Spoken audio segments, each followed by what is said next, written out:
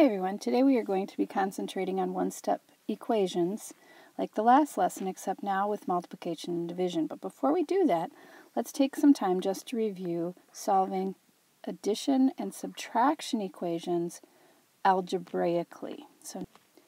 And I will also show you with the tape model, just as a reminder. So I want you to pause and see if you can do these on your own, whichever way you choose, and then come back. Remember to pause, take ownership, pause, do the problems, and then come back. All right, let's see how you did. So the first one I did use tape diagrams as well as algebra. So we have our x plus 13 and 15, and we made the bars equal to each other, or the tape diagrams. We split that 15 into 13 and 2, and so we knew that x was 2. Algebraically, and I used the vertical method versus horizontal, x plus 13, we had to use the additive inverse minus 13 or negative 13 to get rid of this. And then principles of equality tell us that if we do it to one side, we have to do it to the other. So 15 minus 13 is 2. I want you to remember to get in the habit of always checking your work. 2 plus 13 equals 15. That checks out. This one I just did algebraically. Additive inverse of negative or minus 7 is a positive 7. So again, we're using that to cancel out or to get to 0 because we want y on a side by itself. So if we do it to one side, we have to do it to the other. 34 plus 7 is 41. And I checked to make sure that worked out.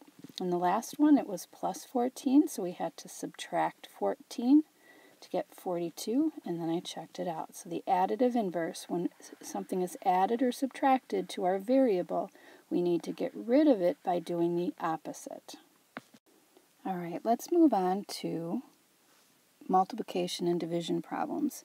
So our tape diagrams, again, we're going to just have two tape diagrams, one to represent each side. So this is 3x, and this is 9. And then from there, I'm going to split my 3x into literally 3 x's. So x, x, x. And so then I have to split my 9, so we have equal segments. Pretend these are equal to 3, 3, 3.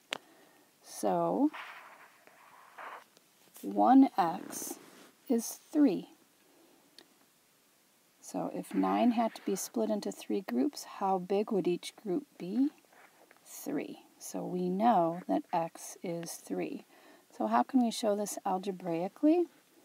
Well, 3 times x equals 9. And again, we have, just like addition subtraction, we have to do the opposite. So we want to figure out what we need to do to get x down to just 1x. And so what we know is to undo a multiplication, we would divide. I'm going to show you this in a different way as well. So let's say that we had 3 times 3 gives us our 9. And to get back to the original 1, we would have to divide by 3. So these two undo each other. All right, let's move our attention to division problems. So first we're going to draw two tape diagrams. This is y divided by 4, and we know that it equals 2. So if the first tape, this one right here, represents y divided by 4, how can we draw a tape to represent just y? Well, y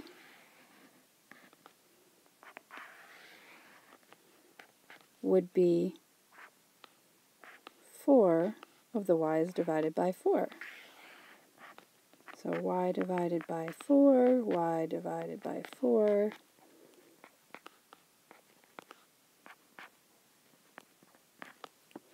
Okay, so what does each y divided by 4 section represent? Well, we know up here, right here, that it represents 2. because we can see that these mean the same thing. So then we would need a similar length, and each one of these would be 2. So here's my original y divided by 4 is 2, but now I can see that my total y, 2, 4, 6, 8, equals 8. So a whole y is 8. So how can we show this algebraically? We'll rewrite the problem. Y divided by 4 equals 2, and just like if it was multiplied, we divided, now it's divided, so we are going to multiply to get rid of that. So y equals 8. And we're going to check our work. We plug it back into the original problem. Now we think y is 8, so 8 divided by 4 equals 2. That makes a true statement. So this is our answer. Alright, this is where you show me for yourself if you're understanding.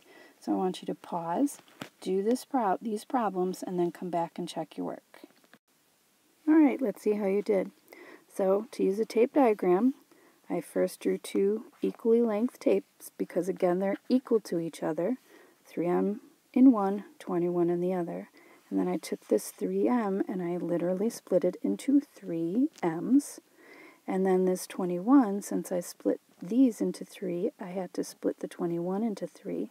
So 1m equals 7. And then of course I checked my work and it worked. To solve a division problem algebraically, to get rid of division, we have to do the multiplicative inverse. Or if it's divided by 5, we have to multiply by 5. So 5 times 15 is 75, and I checked my work. How'd you do? If you are still not understanding, make sure that you try again, maybe go back to the beginning or get another problem from me. Let's go to our last slide. Alright, this one is a little different because it says that you can choose your method. So pause, choose your method, and then come back and check your work. Because you could choose either way, I showed it both ways. Using a tape diagram, I first made 2 equally length tapes, pretend they are. 4p is equal to 36, and then I split these 4p's into literally 4 p's. Since I split this into 4 sections, I had to split the 36 into 4 sections, which gave me 9 in each section, because 36 divided by 4 is 9. Algebraically, I did the same thing. It was multiplied, so I had to divide. Or you could think of it as multiplying by its multiplicative inverse. So we needed to multiply by 1/4, which is the same thing as dividing by 4, to get our 9, and then I checked the work. For the last problem for this video, I would like you to examine the tape diagram, write the equation it represents, and then find the solution.